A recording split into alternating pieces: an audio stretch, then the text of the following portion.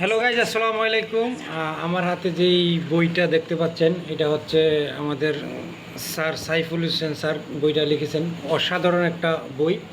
So এই বইটা পড়ে একটা জিনিস আমার কাছে খুবই ভালো লাগছে। সেটা হচ্ছে এই বইটার ভিতরে একটা মানুষকে নিয়ে কাহিনী লেখা আছে।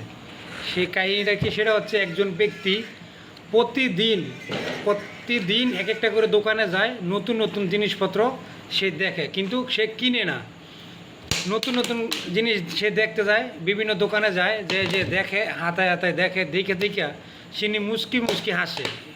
উনি মুচকি মুচকি হেসে ওই প্রোডাক্টটা আবার জিনিসটা আবার রেখে দেয় জায়গা মতো।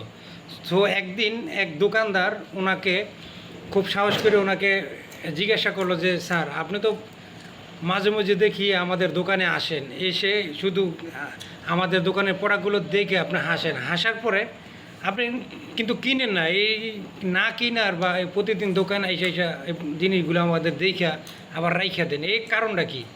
তারপর ওই ভদ্রলোক যেটা বললো সেটা হচ্ছে গিয়ে, উনি বলতেছে যে আমি দেখি আর দেখে অনেক আনন্দ পাই এই জিনিসগুলা। এর মূল কারণ হচ্ছে এই জিনিসগুলো অনেক সুন্দর, কিন্তু আমার কোনো কাজে আসবে না এই জিনিসগুলো। তাই আমি দেখা আমার কাছে ভালো লাগে, আমি রেখে যাই, কিনি না। কারণ আমার এই জিনিসগুলা কিনলে আমার কোনো কাজে আসবে না। সো আমরা নিজেরা ঘর বাড়িতে এবং আমাদের যেগুলা কাজে লাগে না, কাজে আসে না আমাদের লাইফে, ওগুলো আমরা কিনে ফেলি, বাড়তি টাকা খরচ করে ফেলি।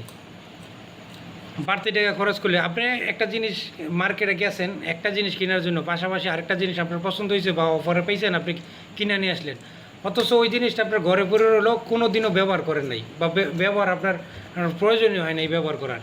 সো আমরা বাড়তি টাকা